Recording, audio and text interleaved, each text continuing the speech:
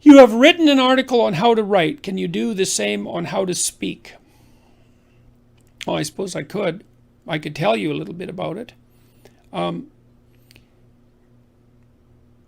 If you're going to speak about something, you need to know a lot about it. You need to know 3 or 4 times as much as you're going to speak about at minimum. So first of all, you have to do your background research.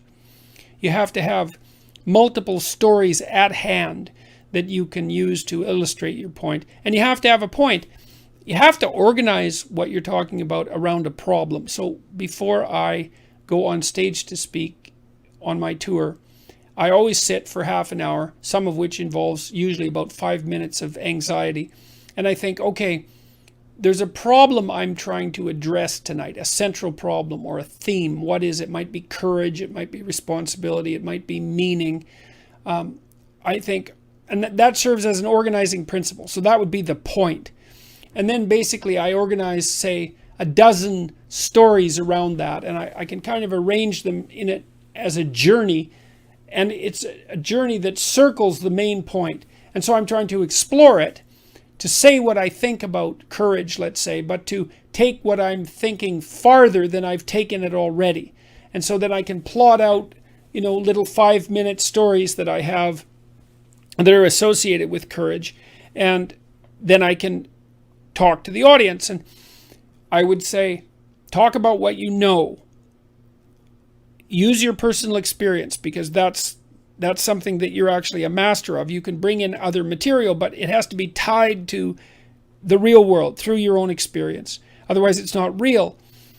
It's also very good to speak directly to the audience, to the individuals in the audience, because I'm always looking at a single person, one after another, and focusing on them and talking to them, just like you'd have a conversation with someone. And that way I can see if they're following along. And I'm always listening to the audience.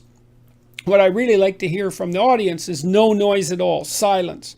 Because if the audience, especially, if it's a couple of hundred or a couple of thousand people, if the audience is dead silent, then I know that I'm on the right track. And so,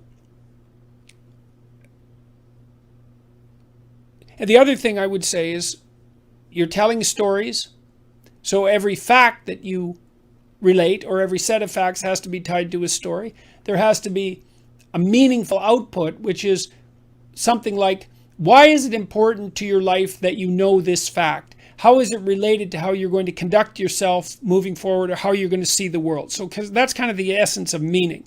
How does this fact change the way you perceive the world or act in the world? That's the meaning of the fact. And facts without meaning are dull. So you need to know that.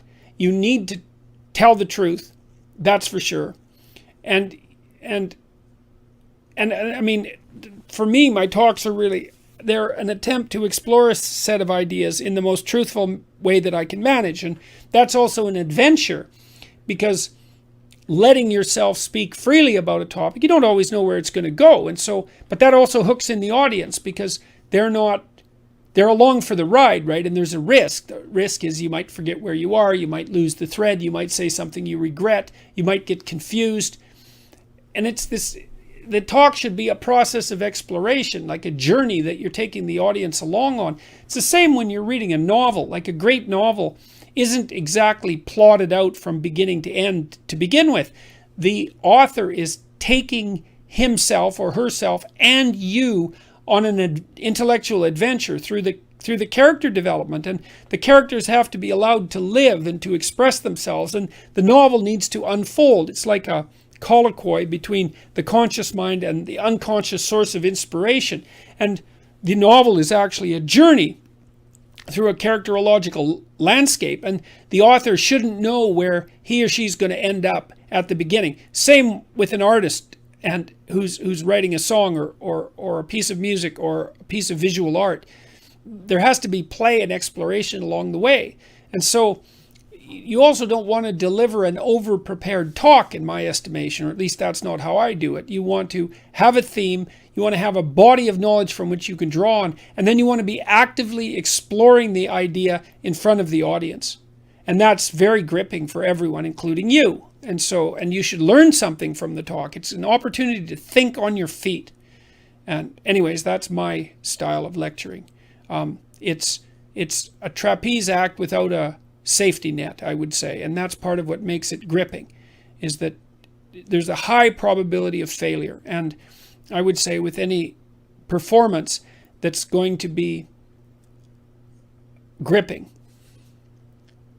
that on the edge of the seat gripping, there has to be a high probability of failure. And that's why I don't speak with notes. If you speak with notes, which you might have to if you're a beginning speaker, then you cannot fail because you can always read the notes. And so there's a net. You'll fall in the net, but you won't die. But you'll never do anything spectacular. So that's the thing, is if you're going to do something spectacular, you have to take the risk. And if you're going to take the risk, you have to think on your feet. And then you also have to have something to think about. You have to have been working on this material. You know, I've been working on the stuff I talk about for 30 years, for tens of thousands of hours. And so I have that reservoir of knowledge, I suppose. And, you know, whenever I read something new, I'm slotting it into the knowledge structure that I use to generate my talks. And I'm reading all the time.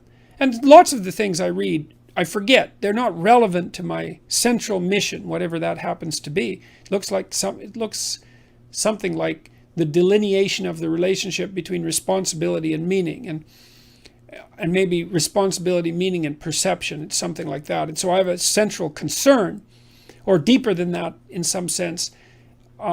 My central concern was how to ensure personally that if I was tempted in a situation like the situations that arose in the Soviet Union and Nazi Germany, that I wouldn't fall prey to those totalitarian systems and act in the reprehensible manner that so many people acted in. That's really been a driving concern of mine. And that bleeds over into the relationship between meaning and responsibility and perception. So there's a core set of problems that I'm working on, and every talk is an attempt to further develop those. So you also have to have a problem, you know. You think, well, you don't want to have a problem. It's like, yeah, you do. You've got problems anyways. If you're alive, you've got problems. Pick one of them. It can be your problem, and that can be the problem you try to address, whatever that happens to be. And then you have something to talk about. How am I going to address this problem? How can this problem be addressed? So you need to have a problem too if you're going to talk, just like you need to have a problem if you're going to write, because the writing is an attempt to solve the problem, and so is the talking. If you're not trying to solve a problem, what the hell are you doing talking? Why should anyone care? It's got to be a real problem too, like a nail biter of a problem, a dragon of a problem. And if it's a problem that everyone else shares, so much the better. So, and then you grapple with it. So